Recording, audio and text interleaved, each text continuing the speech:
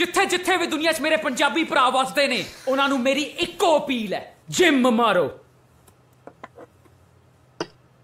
Protein मारो।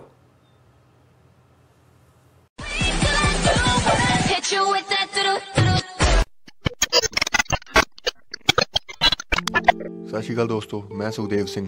ਅੱਜ ਦਾ ਸਾਡਾ ਟੌਪਿਕ ਹੈ ਪ੍ਰੋਟੀਨ, ਜਿਹਦੇ ਵਿੱਚ ਅਸੀਂ ਆ ਸਾਰੇ ਕੁਐਸਚਨਸ ਬਾਰੇ ਗੱਲ ਕਰਾਂਗੇ ਤੇ ਸ਼ੁਰੂ ਕਰਦੇ ਹਾਂ ਫਸਟ ਕੁਐਸਚਨ। ਪ੍ਰੋਟੀਨ ਕੀ ਹੈ? ਪ੍ਰੋਟੀਨ ਅਮਾਈਨੋ ਐਸਿਡਸ ਦਾ ਕੈਮੀਕਲ ਬੌਂਡ ਹੁੰਦਾ ਹੈ। ਡਾਈਜੈਸ਼ਨ ਦੇ ਦੌਰਾਨ ਇਹ ਬ੍ਰੇਕਡਾਊਨ ਹੁੰਦਾ ਹੈ ਤੇ ਅਮਾਈਨੋ ਐਸਿਡਸ ਅਲੱਗ ਹੋ ਜਾਂਦੇ ਹਨ। ਨੇਚਰ ਦੇ ਵਿੱਚ ਬਹੁਤ ਤਰ੍ਹਾਂ ਦੇ ਪ੍ਰੋਟੀਨ ਪ੍ਰੈਜ਼ੈਂਟ ਹੁੰਦੇ ਹਨ, ਪਰ ਸਾਡੀ ਬਾਡੀ ਆਪਣੀਆਂ ਜ਼ਰੂਰਤਾਂ ਸਿਰਫ 20 ਤਰ੍ਹਾਂ ਦੇ ਅਮਾਈਨੋ ਐਸਿਡਸ ਤੋਂ ਹੀ ਪੂਰੀਆਂ ਕਰਦੀ ਹੈ। ਅਗਲਾ ਕੁਐਸਚਨ ਹੈ, ਅਮਾਈਨੋ ਕਿੰਨੇ ਤਰ੍ਹਾਂ ਦੇ ਹੁੰਦੇ ਹਨ? ਅਮਾਈਨੋਸ ਨੂੰ 3 ਕੈਟਾਗਰੀਜ਼ ਵਿੱਚ ਵੰਡਿਆ ਗਿਆ ਹੈ: essential amino acids, conditionally essential amino acids ਤੇ non essential amino acids। ਪਹਿਲਾ essential amino acids, ਇਹਦੇ ਵਿੱਚ 9 amino acids ਆਉਂਦੇ ਹਨ। ਇਹ ਅਮਾਈਨੋ ਸਾਨੂੰ ਸਿਰਫ ਫੂਡ ਤੋਂ ਹੀ ਮਿਲ ਸਕਦੇ ਹਨ। ਐਨੀਮਲ ਬੇਸਡ ਪ੍ਰੋਟੀਨ ਤੋਂ ਸਾਨੂੰ ਸਾਰੇ 9 ਤਰ੍ਹਾਂ ਦੇ essential amino acids ਮਿਲ ਜਾਂਦੇ ਹਨ। ਇਸ ਤੋਂ ਇਲਾਵਾ ਸੋਇਆ ਫੂਡ ਪਲਾਂਟ ਬੇਸਡ ਹੋਣ ਦੇ ਬਾਵਜੂਦ ਸਾਨੂੰ ਸਾਰੇ 9 ਅਮਾਈਨੋਸ ਪ੍ਰੋਵਾਈਡ ਕਰਦਾ ਹੈ। ਬਾਕੀ ਦੇ ਪਲਾਂਟ ਬੇਸਡ ਫੂਡ ਜਿਵੇਂ ਕਿ whole grain, legumes, nuts and seeds ਤੋਂ ਸਾਨੂੰ ਕਾਫੀ ਸਾਰੇ ਅਮਾਈਨੋ ਐਸਿਡਸ ਮਿਲ ਜਾਂਦੇ ਹਨ, ਪਰ ਸਾਰੇ ਅਮਾਈਨੋਸ ਦੀ ਨੀਡ ਫੁਲਫਿਲ ਨਹੀਂ ਹੁੰਦੀ। ਦੂਜਾ, ਕੰਡੀਸ਼ਨਲੀ ਅਸੈਂਸ਼ੀਅਲ ਅਮਾਈਨੋ ਐਸਿਡਸ। ਇੱਕ ਨਾਰਮਲ ਹੈਲਦੀ ਇੰਡੀਵਿਜੂਅਲ ਦੀ ਬਾਡੀ ਇਹਨਾਂ ਨੂੰ ਬਣਾਉਣ ਦੇ ਕਾਬਿਲ ਹੁੰਦੀ ਹੈ, ਪਰ ਜੇ ਕੋਈ ਆਪਣੀ ਡੇਲੀ ਲਾਈਫ ਵਿੱਚ ਪ੍ਰੋਪਰ ਨਿਊਟ੍ਰੀਸ਼ਨ ਨਹੀਂ ਕੰਜ਼ਿਊਮ ਕਰਦਾ ਜਾਂ ਫਿਰ ਮੈਟਾਬੋਲਿਜ਼ਮ ਵਿੱਚ ਕਿਸੇ ਤਰ੍ਹਾਂ ਦੀ ਪ੍ਰੋਬਲਮ ਹੁੰਦੀ ਹੈ ਤਾਂ ਬਾਡੀ ਇਹ ਅਮਾਈਨੋਸ ਪ੍ਰੋਡਿਊਸ ਨਹੀਂ ਕਰ ਪਾਉਂਦੀ। ਤੀਜਾ ਹੈ ਨੋਨ ਐਸੈਂਸ਼ੀਅਲ ਅਮਾਈਨੋ ਐਸਿਡਸ। ਇਹ ਐਸਿਡਸ ਸਾਡੀ ਬਾਡੀ ਆਪਣੇ ਆਪ ਬਣਾਉਣ ਵਿੱਚ ਸਮਰਥ ਹੁੰਦੀ ਹੈ। ਜੇ ਬਾਕੀ ਦੇ ਅਮਾਈਨੋਸ ਸਾਡੀ ਬਾਡੀ ਨੂੰ ਫੂਡ ਤੋਂ ਮਿਲ ਜਾਣ ਤਾਂ ਇਹ ਅਮਾਈਨੋਸ ਸਾਡੀ ਬਾਡੀ ਵਿੱਚ ਜ਼ਰੂਰਤ ਅਨੁਸਾਰ ਆਪ ਹੀ ਬਣ ਜਾਂਦੇ ਹਨ। ਤੀਜਾ ਕੁਐਸਚਨ ਹੈ, ਪ੍ਰੋਟੀਨ ਦਾ ਸਾਡੀ ਬਾਡੀ ਵਿੱਚ ਕੀ ਕੰਮ ਹੁੰਦਾ ਹੈ? ਪ੍ਰੋਟੀਨ ਸਾਡੀ ਬਾਡੀ ਦੇ ਬਹੁਤ ਸਾਰੇ ਹਾਰਮੋਨਸ ਨੂੰ ਬਣਾਉਣ ਲਈ ਜ਼ਰੂਰੀ ਹੈ। ਦੂਜਾ, ਪ੍ਰੋਟੀਨ ਸਾਡੇ ਮਸਲ ਟਿਸ਼ੂਜ਼ ਨੂੰ ਬਣਾਉਣ ਅਤੇ ਰਿਪੇਅਰ ਕਰਨ ਦਾ ਕੰਮ ਕਰਦਾ ਹੈ। ਇਸ ਲਈ ਗਰੋਇੰਗ ਏਜ ਦੇ ਬੱਚਿਆਂ ਨੂੰ ਅਤੇ ਐਥਲੀਟਸ ਨੂੰ ਇਸ ਦੀ ਜ਼ਿਆਦਾ ਜ਼ਰੂਰਤ ਹੁੰਦੀ ਹੈ। ਤੀਜਾ, ਪ੍ਰੋਟੀਨ ਸਰੀਰ ਨੂੰ ਕਈ ਤਰ੍ਹਾਂ ਦੇ ਇਨਫੈਕਸ਼ਨਸ ਤੋਂ ਵੀ ਪ੍ਰੋਟੈਕਟ ਕਰਦਾ ਹੈ। And fourth one is, protein nutrients ਨੂੰ ਸਹੀ ਸੈਲਸ ਤੱਕ ਲੈ ਕੇ ਜਾਣ ਦਾ ਵੀ ਕੰਮ ਕਰਦਾ ਹੈ। ਪੰਜਵਾਂ ਫੰਕਸ਼ਨ ਹੈ, ਇਹ ਸਾਡੇ ਐਂਜ਼ਾਈਮਸ ਪ੍ਰੋਡਕਸ਼ਨ ਵਿੱਚ ਵੀ ਹੈਲਪ ਕਰਦਾ ਹੈ, ਜੋ ਸਾਡੇ ਮੈਟਾਬੋਲਿਕ ਰੇਟ ਨੂੰ ਕੰਟਰੋਲ ਕਰਦਾ ਹੈ। ਇਹਨਾਂ ਸਾਰਿਆਂ ਤੋਂ ਇਲਾਵਾ ਕਾਰਬੋਹਾਈਡਰੇਟਸ ਐਂਡ ਫੈਟਸ ਤੋਂ ਬਾਅਦ ਪ੍ਰੋਟੀਨ ਹੀ ਬਾਡੀ ਨੂੰ એનર્ਜੀ ਪ੍ਰੋਵਾਈਡ ਕਰਨ ਦਾ ਸੋਰਸ ਹੁੰਦਾ ਹੈ। ਚੌਥਾ ਕੁਐਸਚਨ ਹੈ, ਸਾਡੀ ਬਾਡੀ ਲਈ ਪ੍ਰੋਟੀਨ ਦੀ ਡੇਲੀ ਰਿਕੁਆਇਰਮੈਂਟ ਕੀ ਹੈ? ਤੇ ਇਹਦੇ ਨਾਲ ਹੀ ਗੱਲ ਕਰਾਂਗੇ ਤੇ ਅਸੀਂ ਦਿਨ ਵਿੱਚ ਕਿੰਨੀ ਵਾਰ ਪ੍ਰੋਟੀਨ ਕੰਜ਼ਿਊਮ ਕਰ ਸਕਦੇ ਹਾਂ। WHO ਦੇ ਅਕੋਰਡਿੰਗ ਇੱਕ ਇੰਡੀਵਿਜੂਅਲ ਨੂੰ at least 0.80 gram of protein per kg of muscle mass ਚਾਹੀਦਾ ਹੈ to avoid muscle nitrogen loss. ਪਰ ਇੱਥੇ 2 ਚੀਜ਼ਾਂ ਤੇ ਗੌਰ ਕਰਨਾ ਜ਼ਰੂਰੀ ਹੈ। ਇੱਕ ਤਾਂ ਇਹ ਕੁਆਂਟੀਟੀ ਸਿਰਫ ਮਸਲ ਲਾਸ ਹੋਣ ਤੋਂ ਬਚਾਉਣ ਲਈ ਹੈ, ਨਾ ਕਿ ਮਸਲ ਨੂੰ ਬਿਲਡ ਕਰਨ ਲਈ। ਇਸ ਦਾ ਮਤਲਬ ਕਿ ਇਹ ਲੀਸਟ ਕੁਆਂਟੀਟੀ ਹੈ ਜਿਹਦੇ ਨਾਲ ਮਸਲ ਦਾ ਨੁਕਸਾਨ ਨਹੀਂ ਹੋਵੇਗਾ। ਅਤੇ ਦੂਸਰੀ ਗੱਲ ਹੈ ਕਿ ਇਹ ਕੁਆਂਟੀਟੀ ਐਸ ਪਰ ਮਸਲ ਮਾਸ ਹੈ, ਨਾ ਕਿ ਐਸ ਪਰ ਬੋਡੀ ਵੇਟ। ਮਤਲਬ ਜੇ ਕਿਸੇ ਦਾ ਬੋਡੀ ਵੇਟ 70 kg ਹੈ ਅਤੇ ਉਸ ਦਾ ਬੋਡੀ ਫੈਟ 20% ਹੈ ਤਾਂ ਮਤਲਬ 14 kg ਸਿਰਫ ਫੈਟ ਹੈ, ਮਸਲ ਨਹੀਂ।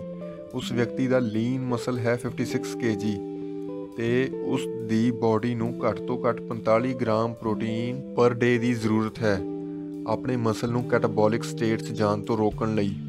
ਕੁਝ ਸਟੱਡੀਜ਼ ਦੇ ਅਕੋਰਡਿੰਗ ਇੱਕ ਨਾਰਮਲ ਵਿਅਕਤੀ ਜੋ ਰੈਸਿਸਟੈਂਸ ਐਕਸਰਸਾਈਜ਼ ਟ੍ਰੇਨਿੰਗ ਕਰਦਾ ਹੈ ਉਸ ਨੂੰ around 1.60 gram protein per kg of muscle ਕਾਫੀ ਹੁੰਦਾ ਹੈ। Elite level athletes and body builders ਲਈ ਇਹ ਕੁਆਂਟੀਟੀ ਵੱਧ ਕੇ ਅਰਾਊਂਡ 2 ਗ੍ਰਾਮਸ ਪਰ kg ਆਫ ਮਸਲ ਹੋ ਸਕਦੀ ਹੈ। ਤੇ ਇਹਦੇ ਨਾਲ ਹੀ ਅਸੀਂ ਦਿਨ ਵਿੱਚ ਕਿੰਨੀ ਵਾਰ ਪ੍ਰੋਟੀਨ ਕੰਜ਼ਿਊਮ ਕਰ ਸਕਦੇ ਹਾਂ। ਲੈਟਸ ਅਜ਼ਿਊਮ ਜੇ ਕਿਸੇ ਦੀ ਡੇਲੀ ਪ੍ਰੋਟੀਨ ਰਿਕੁਆਇਰਮੈਂਟ 160 ਗ੍ਰਾਮ ਹੈ ਤਾਂ ਉਸ ਨੂੰ ਆਪਣੇ ਪ੍ਰੋਟੀਨ ਸਿੰਥੇਸਿਸ ਨੂੰ ਮੈਕਸੀਮਾਈਜ਼ ਕਰਨ ਲਈ 4 ਤੋਂ 5 ਵਾਰ ਪ੍ਰੋਟੀਨ ਰਿਚ ਮੀਲ ਖਾਣਾ ਜ਼ਰੂਰੀ ਹੈ। ਪਰ ਸਮਹਾਉ ਜੇ ਤੁਸੀਂ ਦਿਨ ਵਿੱਚ 2 ਮੀਲ ਹੀ ਲੈਂਦੇ ਹੋ ਤਾਂ ਇਸ ਨਾਲ ਫੈਟ ਲਾਸ ਤਾਂ ਹੋ ਸਕਦਾ ਹੈ, ਪਰ ਪ੍ਰੋਪਰ ਮਸਲ ਬਿਲਡਿੰਗ ਨਹੀਂ। ਐਂਡ ਜੇ ਤੁਸੀਂ 5 ਤੋਂ ਜ਼ਿਆਦਾ ਮੀਲ ਲੈਂਦੇ ਹੋ ਤਾਂ ਕੋਈ ਬੈਨੀਫਿਟ ਨਹੀਂ ਹੈ। ਇਸ ਲਈ ਹਰ 2 ਘੰਟੇ ਬਾਅਦ ਖਾਣਾ ਜ਼ਰੂਰੀ ਨਹੀਂ ਹੈ। ਇੱਕ ਇੰਡੀਵਿਜੂਅਲ ਨੂੰ ਜੇ 160 ਗ੍ਰਾਮ ਪ੍ਰੋਟੀਨ ਦੀ ਜ਼ਰੂਰਤ ਹੈ ਤਾਂ 5 ਮੀਲ ਪਰ ਡੇ ਦੇ ਹਿਸਾਬ ਨਾਲ 32 ਗ੍ਰਾਮ ਪ੍ਰੋਟੀਨ ਪਰ ਮੀਲ ਈਜ਼ੀਲੀ ਮਿਲ ਜਾਂਦਾ ਹੈ। ਤੇ ਪਰ ਮੀਲ ਪ੍ਰੋਟੀਨ ਨੂੰ ਐਗਜ਼ੈਕਟ ਕਾਊਂਟ ਕਰਨਾ ਜ਼ਰੂਰੀ ਨਹੀਂ ਹੈ। ਹਰ ਮੀਲ ਵਿੱਚ ਪ੍ਰੋਟੀਨ ਇਨਟੇਕ ਘੱਟ ਜਾਂ ਵੱਧ ਹੋ ਸਕਦਾ ਹੈ। ਅੱਗੇ ਗੱਲ ਕਰਦੇ ਹਾਂ ਸੋਰਸਿਸ ਆਫ ਪ੍ਰੋਟੀਨ। ਸਾਨੂੰ ਪ੍ਰੋਟੀਨ ਦੋ ਸੋਰਸਿਸ ਤੋਂ ਮਿਲ ਜਾਂਦਾ ਹੈ। ਐਨੀਮਲ ਬੇਸ ਪ੍ਰੋਟੀਨ ਜਿਵੇਂ ਕਿ ਐਗ, ਮਿਲਕ, ਬੀਫ, ਜਾਣੀ ਜੋ ਵੀ ਸਾਨੂੰ ਜਾਨਵਰਾਂ ਤੋਂ ਮਿਲਦਾ ਹੈ। ਤੇ ਦੂਸਰਾ ਹੈ ਪਲਾਂਟ ਬੇਸ ਪ੍ਰੋਟੀਨ। ਤਕਰੀਬਨ ਹਰ ਤਰ੍ਹਾਂ ਦੇ ਪਲਾਂਟ ਵਿੱਚ ਪ੍ਰੋਟੀਨ ਸੈਲਸ ਅਵੇਲੇਬਲ ਹੁੰਦੇ ਹਨ, ਪਰ ਕੁਝ ਪਲਾਂਟਸ ਦੀ ਪ੍ਰੋਟੀਨ ਵੈਲਿਊ ਜ਼ਿਆਦਾ ਹੁੰਦੀ ਹੈ as compare to others. Plant base protein ਵਿੱਚ ਐਨੀਮਲ ਬੇਸ ਪ੍ਰੋਟੀਨ ਨਾਲੋਂ ਜ਼ਿਆਦਾ ਫਾਈਬਰ ਹੁੰਦਾ ਹੈ, ਜਿਸ ਕਰਕੇ ਇਹ ਥੋੜਾ ਸਲੋ ਡਾਈਜੈਸਟਿਵ ਹੁੰਦਾ ਹੈ। ਕਿਸੇ ਇੱਕ ਤਰ੍ਹਾਂ ਦੇ ਪਲਾਂਟ ਪ੍ਰੋਟੀਨ ਤੋਂ ਸਾਨੂੰ ਸਾਰੇ ਅਮਾਈਨੋਜ਼ ਨਹੀਂ ਮਿਲਦੇ ਐਕਸੈਪਟ ਸੋਏ, ਪਰ ਪਲਾਂਟ ਬਲੈਂਡ ਪ੍ਰੋਟੀਨ ਨਾਲ ਇਹ ਪ੍ਰੋਬਲਮ ਸੋਲਵ ਹੋ ਜਾਂਦੀ ਹੈ ਕਿਉਂਕਿ ਇਸ ਵਿੱਚ ਕਈ ਸਾਰੇ ਪਲਾਂਟਸ ਦਾ ਮਿਕਸਚਰ ਹੁੰਦਾ ਹੈ। ਅਗਲਾ ਹੈ different type of protein powder. ਅੱਜ ਦੇ ਟਾਈਮ 'ਚ ਬਹੁਤ ਤਰ੍ਹਾਂ ਦੇ ਪ੍ਰੋਟੀਨ ਸਪਲੀਮੈਂਟਸ ਮਾਰਕੀਟ ਵਿੱਚ ਅਵੇਲੇਬਲ ਹਨ, ਜਿਨ੍ਹਾਂ ਵਿੱਚ ਸਭ ਤੋਂ ਕਾਮਨ ਹੈ ਵੇ ਪ੍ਰੋਟੀਨ ਦਾ ਸੋਰਸ ਹੈ ਮਿਲਕ। ਪਹਿਲਾਂ ਗੱਲ ਕਰਦੇ ਹਾਂ ਵੇ ਕੌਨਸਨਟਰੇਟ ਦੀ। ਇਹਦੇ ਵਿੱਚ ਪ੍ਰੋਟੀਨ ਦੀ ਅਵੇਲੇਬਿਲਿਟੀ 40 to 80% ਦੇ ਵਿੱਚ ਹੋ ਸਕਦੀ ਹੈ। ਇਸ ਦੀ ਰੇਸ਼ੋ ਦਾ ਪਤਾ ਸਾਨੂੰ ਇਸ ਦੇ ਲੇਬਲ ਤੋਂ ਲੱਗ ਜਾਂਦਾ ਹੈ। ਇਹ ਫਾਸਟ ਡਾਈਜੈਸਟਿਵ ਹੁੰਦਾ ਹੈ। ਇਹ ਕੰਜ਼ਿਊਮ ਕਰਨ ਤੋਂ ਬਾਅਦ ਬਹੁਤ ਜਲਦੀ ਡਾਈਜੈਸਟ ਹੋ ਜਾਂਦਾ ਹੈ। ਇਹ ਜ਼ਿਆਦਾ ਕੋਸਟਲੀ ਵੀ ਨਹੀਂ ਹੁੰਦਾ। ਇਹਦੇ ਵਿੱਚ ਲਿਊਸਿਨ ਦੀ ਵੈਲਿਊ ਬਹੁਤ ਹਾਈ ਹੁੰਦੀ ਹੈ, ਜੋ ਕਿ ਸਾਡੀ ਬੋਡੀ ਵਿੱਚ ATP ਜਨਰੇਟ ਕਰਨ ਵਿੱਚ ਹੈਲਪਫੁਲ ਹੁੰਦਾ ਹੈ। ਇਸ ਤੋਂ ਇਲਾਵਾ ਲਿਊਸਿਨ ਪ੍ਰੋਟੀਨ ਸਿੰਥਸਿਸ ਐਂਡ ਮਸਲ ਟਿਸ਼ੂ ਨੂੰ ਰੀਜਨਰੇਟ ਕਰਨ ਵਿੱਚ ਕਾਫੀ ਹੈਲਪਫੁਲ ਹੁੰਦਾ ਹੈ। ਵੇ ਕੰਸਨਟਰੇਟ ਪ੍ਰੋਟੀਨ ਸਿੰਥਸਿਸ ਨੂੰ ਬਹੁਤ ਜਲਦੀ ਸਪਾਈਕ ਕਰਦਾ ਹੈ। ਅਗਲਾ ਹੈ ਵੇ ਆਈਸੋਲੇਟ। ਇਹ ਵੇ ਕੰਸਨਟਰੇਟ ਦਾ ਫਿਲਟਰ ਵਰਜ਼ਨ ਹੈ। ਇਸ ਵਿੱਚੋਂ ਕਾਰਬਸ ਅਤੇ ਫੈਟ ਰਿਮੂਵ ਕਰ ਦਿੱਤੇ ਜਾਂਦੇ ਹਨ। ਇਸ ਦਾ ਪ੍ਰੋਟੀਨ ਕੰਟੈਂਟ 90% ਜਾਂ ਅਬਵ ਹੁੰਦਾ ਹੈ, ਪਰ ਇਹ ਕੰਸਨਟਰੇਟ ਤੋਂ ਐਕਸਪੈਂਸਿਵ ਹੁੰਦਾ ਹੈ। ਇਸ ਵਿੱਚ ਲੈਕਟੋਸ ਬਹੁਤ ਘੱਟ ਹੁੰਦਾ ਹੈ, ਤੇ ਜਿਨ੍ਹਾਂ ਨੂੰ ਮਿਲਕ ਡਾਈਜੈਸਟ ਕਰਨ ਵਿੱਚ ਪ੍ਰੋਬਲਮ ਆਉਂਦੀ ਹੈ, ਇਹ ਉਹਨਾਂ ਲਈ ਇੱਕ ਬੈਟਰ ਆਪਸ਼ਨ ਹੈ। ਅਗਲਾ ਹੈ ਕੇਸੀਨ। ਇਹ ਇੱਕ ਸਲੋ ਡਾਈਜੈਸਟਿਵ ਪ੍ਰੋਟੀਨ ਹੈ। ਇਸ ਨੂੰ ਡਾਈਜੈਸਟ ਹੋਣ ਨੂੰ 6 ਤੋਂ 8 ਘੰਟਿਆਂ ਦਾ ਟਾਈਮ ਵੀ ਲੱਗ ਜਾਂਦਾ ਹੈ। ਇਹ ਸਾਡੇ ਪ੍ਰੋਟੀਨ ਸਿੰਥਸਿਸ ਨੂੰ ਗ੍ਰੈਜੂਅਲੀ ਇਨਕਰੀਜ਼ ਕਰਦਾ ਹੈ। ਇਸ ਨਾਲ ਸਾਡਾ ਇਨਸੂਲਿਨ ਸਪਾਈਕ ਨਹੀਂ ਹੁੰਦਾ। 30 ਤੋਂ 40 ਗ੍ਰਾਮ ਕੇਸੀਨ ਸੌਣ ਤੋਂ ਪਹਿਲਾਂ ਲੈਣ ਨਾਲ ਸਾਡਾ ਮਸਲ ਪ੍ਰੋਟੀਨ ਸਿੰਥਸਿਸ ਇੰਪਰੂਵ ਹੋ ਜਾਂਦਾ ਹੈ, ਜੋ ਕਿ ਸਾਡੀ ਰਿਕਵਰੀ ਨੂੰ ਇੰਪਰੂਵ ਕਰਦਾ ਹੈ। ਇਸ ਤੋਂ ਇਲਾਵਾ ਐਗ ਤੋਂ ਬਣਿਆ ਪ੍ਰੋਟੀਨ ਵੀ ਕਾਫੀ ਕਾਮਨ ਹੈ। ਇਸ ਵਿੱਚ ਸਾਰੇ ਐਸੈਂਸ਼ੀਅਲ ਅਮਾਈਨੋਜ਼ ਪ੍ਰੈਜ਼ੈਂਟ ਹੁੰਦੇ ਹਨ and it is good for lactose intolerant person. Whey protein ਤੋਂ ਬਾਅਦ ਇਸ ਦੀ ਬਾਇਓ ਅਵੇਲੇਬਿਲਿਟੀ ਸਭ ਤੋਂ ਜ਼ਿਆਦਾ ਹੁੰਦੀ ਹੈ। ਇਹ ਕਾਫੀ ਚੀਪ ਹੁੰਦਾ ਹੈ। ਅਗਲਾ ਕੁਐਸਚਨ ਹੈ ਸਾਡੀ ਡੇਲੀ ਰਿਕਮੈਂਡਡ ਨੀਡ ਨਾਲੋਂ ਜ਼ਿਆਦਾ ਪ੍ਰੋਟੀਨ ਕੰਜ਼ਿਊਮ ਕਰਨਾ ਸਾਡੇ ਲਈ ਬੁਰਾ ਹੈ ਜਾਂ ਚੰਗਾ? ਡੇਲੀ ਰਿਕਮੈਂਡੇਸ਼ਨ ਨਾਲੋਂ ਜ਼ਿਆਦਾ ਪ੍ਰੋਟੀਨ ਕੰਜ਼ਿਊਮ ਕਰਨ ਨਾਲ ਸਾਡੀ ਕਿਡਨੀ ਜਾਂ ਬੋਡੀ ਤੇ ਕੋਈ ਬੁਰਾ ਪ੍ਰਭਾਵ ਨਹੀਂ ਹੁੰਦਾ, ਪਰ ਜੇ ਕਿਸੇ ਨੂੰ ਪਹਿਲਾਂ ਤੋਂ ਹੀ ਕੋਈ ਕਿਡਨੀ ਪ੍ਰੋਬਲਮ ਹੈ ਤਾਂ ਉਹਨਾਂ ਨੂੰ ਬਹੁਤ ਜ਼ਿਆਦਾ ਪ੍ਰੋਟੀਨ ਕੰਜ਼ਿਊਮ ਨਹੀਂ ਕਰਨਾ ਚਾਹੀਦਾ, ਕਿਉਂਕਿ ਇਸ ਕੰਡੀਸ਼ਨ ਵਿੱਚ ਬੋਡੀ ਪ੍ਰੋਟੀਨ ਨੂੰ ਪ੍ਰੋਸੈਸ ਨਹੀਂ ਕਰ ਪਾਉਂਦੀ।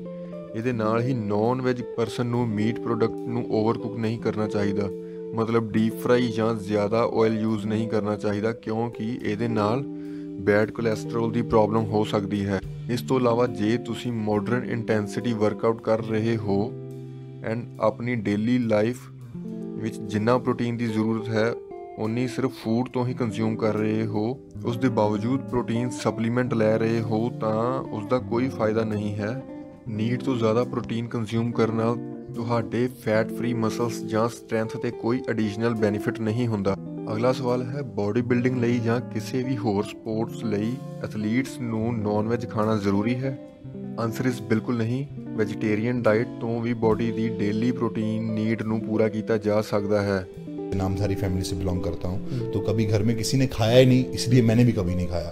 अगर शायद कोई घर में खाता होता तो मैं भी खाता होता, तो लेकिन कभी मेरी इनर सोल ने भी मुझे अलाउ नहीं किया कि तुझे नॉनवेज खाना है। आज भी मैं ये जो मेरा बॉडी वेट है, ये इतना मेरा साइज़ है, ये मैंने पुट ऑन किया है। तो आप वेजिटेरियन रहते हुए, वेजिटेरियन डाइट में बहुत सारी ऐसी चीज़ें हैं कि जो हमारी जो न्यूट्रिशन है बॉडी की, वो वेज डाइट से ही हम पूरी कर सकते हैं, और अब एक अच्छी फिजिक, अच्छी बॉडी बना सकते हैं। अगर मैंने बना के दिखाई है तो आप कैसे कोई कह सकता है कि यार मेरी नहीं बन रही।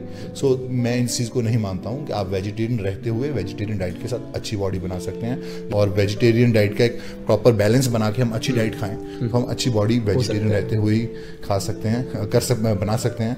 पर नॉन वेज ਦਾ ਇੱਕ ਫਾਇਦਾ ਜ਼ਰੂਰ ਹੈ ਕਿ ਸਾਨੂੰ ਸਾਰੇ essential amino acids animal based protein ਤੋਂ ਮਿਲ ਜਾਂਦੇ ਹਨ, ਪਰ ਵੈਜੀਟੇਰੀਅਨ ਡਾਈਟ ਫੋਲੋ ਕਰਨ ਵਾਲੇ ਪਰਸਨ ਨੂੰ ਉਹ ਸਾਰੇ 9 ਐਸੈਂਸ਼ੀਅਲ ਅਮਾਈਨੋਸ ਅਲੱਗ-ਅਲੱਗ ਤਰ੍ਹਾਂ ਦੇ ਫੂਡ ਤੋਂ ਮਿਲਦੇ ਹਨ। ਉਹਨਾਂ ਨੂੰ ਵੈਰਾਈਟੀ ਆਫ ਫੂਡ ਕੰਜ਼ਿਊਮ ਕਰਨਾ ਪੈਂਦਾ ਹੈ, ਜਿਵੇਂ ਕਿ ਰਾਈਸ ਨਾਲ ਸਾਰੇ ਐਸੈਂਸ਼ੀਅਲ ਅਮਾਈਨੋਸ ਨਹੀਂ ਮਿਲ ਸਕਦੇ, ਪਰ ਰਾਈਸ ਨਾਲ ਚਿਕਪੀਸ ਜਾਂ ਕਿਡਨੀ ਬੀਨਸ ਮਿਕਸ ਕਰਨ ਨਾਲ ਇਹ ਜ਼ਰੂਰਤ ਪੂਰੀ ਹੋ ਜਾਂਦੀ ਹੈ। ਫॉर ਅਨਦਰ ਐਗਜ਼ਾਮਪਲ, ਜੇ ਤੁਸੀਂ ਓਟਸ ਨਾਲ ਡਰਾਈ ਫਰੂਟਸ ਲੈਂਦੇ ਹੋ ਤਾਂ ਅਮਾਈਨੋਸ ਦੀ ਪ੍ਰੋਫਾਈਲ ਕੰਪਲੀਟ ਹੋ ਜਾਂਦੀ ਹੈ। ਹਾਲਾਂਕਿ ਸੇਮ ਅਮਾਊਂਟ ਆਫ ਪ੍ਰੋਟੀਨ ਲੈਣ ਲਈ ਵੈਜੀਟੇਰੀਅਨ ਪਰਸਨ ਨੂੰ ਥੋੜਾ ਜ਼ਿਆਦਾ ਅਮਾਊਂਟ ਵਿੱਚ ਫੂਡ ਕੰਜ਼ਿਊਮ ਕਰਨਾ ਪੈਂਦਾ ਹੈ as compare to non veg. ਅਗਲਾ ਸਵਾਲ ਹੈ, ਕੀ ਸਾਡੇ ਲਈ ਪ੍ਰੋਟੀਨ ਨੂੰ ਪਾਊਡਰ ਫਾਰਮ ਵਿੱਚ ਕੰਜ਼ਿਊਮ ਕਰਨਾ ਜ਼ਰੂਰੀ ਹੈ? ਜੇ ਕੋਈ ਆਪਣੀ ਰੋਜ਼ ਦੀ ਜ਼ਰੂਰਤ ਫੂਡ ਤੋਂ ਪੂਰੀ ਨਹੀਂ ਕਰ ਪਾ ਰਿਹਾ, ਜਿਵੇਂ ਕਿ ਕਿਸੇ ਕੋਲ ਫੂਡ ਕੁੱਕ ਕਰਨ ਦਾ ਟਾਈਮ ਨਹੀਂ ਹੁੰਦਾ ਜਾਂ ਬਿਜ਼ੀ ਹੋਣ ਕਰਕੇ ਖਾਣ ਦਾ ਟਾਈਮ ਨਹੀਂ ਮਿਲਦਾ, ਤਾਂ ਉਹ ਡੇਲੀ ਰਿਕੁਆਇਰਮੈਂਟ ਪ੍ਰੋਟੀਨ ਸਪਲੀਮੈਂਟ ਨਾਲ ਪੂਰੀ ਕਰ ਸਕਦਾ ਹੈ। ਐਂਡ ਅਨਦਰ ਸਿਨੈਰੀਓ, ਜੇ ਅਸੀਂ ਰੈਜ਼ਿਸਟੈਂਸ ਐਕਸਰਸਾਈਜ਼ ਟ੍ਰੇਨਿੰਗ ਕਰ ਰਹੇ ਹਾਂ ਤਾਂ ਪ੍ਰੋਟੀਨ ਸ਼ੇਕ ਬੈਨੀਫੀਸ਼ੀਅਲ ਹੋ ਸਕਦਾ ਹੈ, ਕਿਉਂਕਿ ਇਹ ਫਾਸਟ ਡਾਈਜੈਸਟਿਵ ਹੋਣ ਕਰਕੇ ਜਲਦੀ ਅਸਰ ਸ਼ੁਰੂ ਕਰ ਦਿੰਦਾ ਹੈ। ਇਹਦੇ ਨਾਲ ਹੀ ਜੇ ਤੁਸੀਂ ਮਾਰਨਿੰਗ ਵਰਕਆਊਟ ਕਰਦੇ ਹੋ ਤਾਂ ਪ੍ਰੋਟੀਨ ਸਪਲੀਮੈਂਟ ਯੂਜ਼ਫੁਲ ਹੈ, ਕਿਉਂਕਿ ਮਾਰਨਿੰਗ ਅਸੀਂ ਫਾਸਟਡ ਸਟੇਟ ਵਿੱਚ ਹੁੰਨੇ ਹਾਂ ਤੇ ਲਾਸਟ ਮੀਲ ਰਾਤ ਨੂੰ ਕੰਜ਼ਿਊਮ ਕਰਨ ਕਰਕੇ 8 ਤੋਂ 10 ਘੰਟਿਆਂ ਦਾ ਗੈਪ ਪੈ ਜਾਂਦਾ ਹੈ। ਸੋ ਉਸ ਵਕਤ ਪ੍ਰੋਟੀਨ ਨੂੰ ਪਾਊਡਰ ਫਾਰਮ ਵਿੱਚ ਲੈਣਾ ਕਨਵੀਨੀਅੰਟ ਹੈ। ਪਰ ਜੇ ਤੁਸੀਂ ਵਰਕਆਊਟ ਤੋਂ 2-3 ਘੰਟੇ ਪਹਿਲਾਂ ਸਫੀਸ਼ੀਐਂਟ ਪ੍ਰੋਟੀਨ ਮੀਲ ਲਿਆ ਹੈ ਤਾਂ ਪੋਸਟ ਵਰਕਆਊਟ ਵਿੱਚ ਪ੍ਰੋਟੀਨ ਸ਼ੇਕ ਲੈਣਾ ਜ਼ਰੂਰੀ ਨਹੀਂ ਹੈ। ਦ ਬਾਟਮ ਲਾਈਨ ਇਸ ਤੁਹਾਡੀ ਡੇਲੀ ਰਿਕੁਆਇਰਮੈਂਟ ਹਿੱਟ ਹੋਣੀ ਜ਼ਰੂਰੀ ਹੈ। ਇਸ ਨਾਲ ਫਰਕ ਨਹੀਂ ਪੈਂਦਾ ਕਿ ਪ੍ਰੋਟੀਨ ਕਿਸ ਫਾਰਮ ਵਿੱਚ ਲੈ ਰਹੇ ਹੋ। ਇਸ ਲਈ ਪ੍ਰੋਟੀਨ ਨੂੰ ਪਾਊਡਰ ਫਾਰਮ ਵਿੱਚ ਲੈਣਾ ਜ਼ਰੂਰੀ ਨਹੀਂ ਹੈ। ਫੂਡ ਤੋਂ ਪ੍ਰੋਟੀਨ ਲੈਣ ਦਾ ਇੱਕ ਫਾਇਦਾ ਇਹ ਵੀ ਹੈ ਕਿ ਇਹਦੇ ਨਾਲ ਸਾਨੂੰ ਮਿਨਰਲਸ ਵੀ ਮਿਲ ਜਾਂਦੇ ਹਨ। And the last question is, protein powder ਨੂੰ ਕਿਸ ਤਰ੍ਹਾਂ ਕੰਜ਼ਿਊਮ ਕਰ ਸਕਦੇ ਹਾਂ? ਅਸੀਂ ਪ੍ਰੋਟੀਨ ਪਾਊਡਰ ਨੂੰ ਕਿਸੇ ਨਾਲ ਵੀ ਲੈ ਸਕਦੇ ਹਾਂ। ਇਹਦੇ ਨਾਲ ਸਾਡੇ ਪ੍ਰੋਟੀਨ ਸਿੰਥੇਸਿਸ ਵਿੱਚ ਕੋਈ ਫਰਕ ਨਹੀਂ ਪੈਂਦਾ। ਬਸ ਜੇ ਅਸੀਂ ਪਾਣੀ ਵਿੱਚ ਘੋਲ ਕੇ ਪੀਂਦੇ ਹਾਂ ਤਾਂ ਇਹ ਫਾਸਟ ਡਾਈਜੈਸਟ ਹੁੰਦਾ ਹੈ, ਪਰ ਜੇ ਮਿਲਕ ਨਾਲ ਲੈਂਦੇ ਹਾਂ ਤਾਂ ਡਾਈਜੈਸਟ ਹੋਣ ਨੂੰ ਟਾਈਮ ਜ਼ਿਆਦਾ ਲੱਗਦਾ ਹੈ। ਐਂਡ ਮਿਲਕ ਵਿੱਚ ਲੈਣ ਨਾਲ ਸਾਨੂੰ ਕੁਝ ਕੈਲਰੀਜ਼ ਐਕਸਟਰਾ ਮਿਲ ਜਾਂਦੀਆਂ ਨੇ। ਤੇ ਇਹ ਸੀ ਪ੍ਰੋਟੀਨ ਤੇ ਕੰਪਲੀਟ ਵੀਡੀਓ, ਤੇ ਇਹਦੇ ਨਾਲ ਰਿਲੇਟਡ ਹੋਰ ਵੀ ਕਈ ਸਾਰੀ ਵੀਡੀਓਜ਼ ਲੈ ਕੇ ਆਉਂਦੇ ਰਹਾਂਗੇ। Stay tune, bye. ਆ ਲਾਈਕ ਸ਼ੇਅਰ ਕਮੈਂਟ ਜੇ ਕਰ ਦਿਆ ਕਰੋ, ਇਹਨਾਂ ਜੈਂਕੜਾਂ ਨੂੰ ਵੀ ਪਤਾ ਲੱਗੇ ਕਿ ਦੇਸੀ ਗੇਮ ਕਿਵੇਂ ਪਾਉਂਦੇ ਨੇ। ਚੰਗਾ ਫਿਰ ਵੀਰੋ, ਇੰਟਰਨੈਟ ਤੇ ਡੈਲ ਘਮਾਉਂਦੇ ਰਹੋ, ਸਕੂਲ ਕਾਲਜ ਜਾਂਦੇ ਰਹੋ, ਨਸ਼ਿਆਂ ਤੋਂ ਆਪ ਤੇ ਆਪਣੇ ਦੋਸਤਾਂ ਨੂੰ ਬਚਾਉਂਦੇ ਰਹੋ। ਮਿਲਦੇ ਆ ਅਗਲੀ ਵਾਰੀ। ਕਿਉਂ ਪੈਂਦੀ ਆ ਫਿਰ ਤੱਕ ਚੈਂਪੀਅਨ।